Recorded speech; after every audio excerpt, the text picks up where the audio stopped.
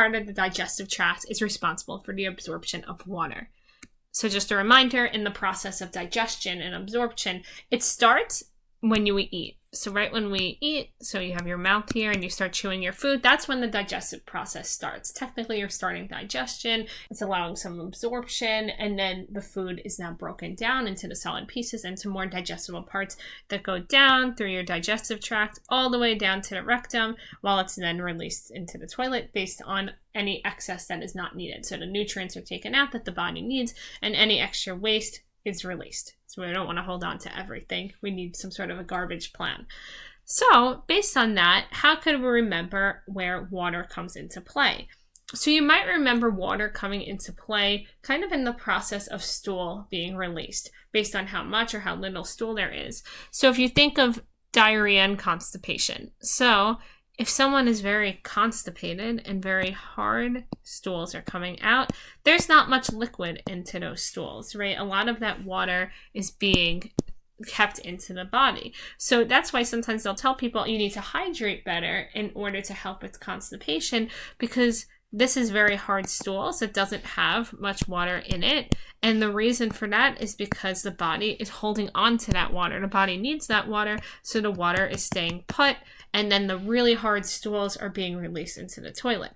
As opposed to if someone has diarrhea, and then let's say that they have very loose, watery stools that are going into the toilet, there's a lot of water in there. So a lot of water is then being lost, it's being excreted, and that's why if someone has very severe diarrhea, this could be a concern if they're going to be dehydrated. So the reason that we're discussing constipation and diarrhea and different stool patterns here is because, as we are discussing, it relates to the process of water. If there's more water being excreted, if there's water being held into the body, the water in the stool goes together.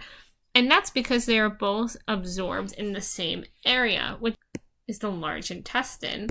And the large intestine is where there is absorption of water, and therefore this is also the process of where the excretion of stool comes from.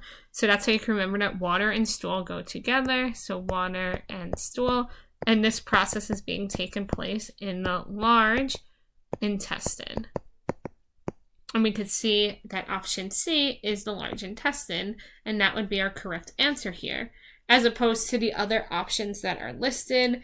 Option A says that the stomach, but the stomach, that would be incorrect. The stomach is responsible for turning the bolus of food into a chyme and helps with the digestion process, but this is different than what we're looking for with the absorption of water. That's a different process. So we can eliminate option A. Option B is the small intestine, and this does allow for the continuation and digestion of carbohydrates, of fats, of proteins, and of the food, but we're looking specifically for the water, which, as we discussed, is involved in the large intestine, so we can eliminate option B.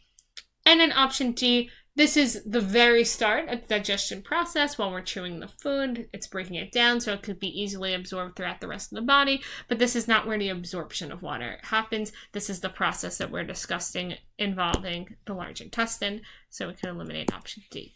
So option C, the large intestine, is the correct answer.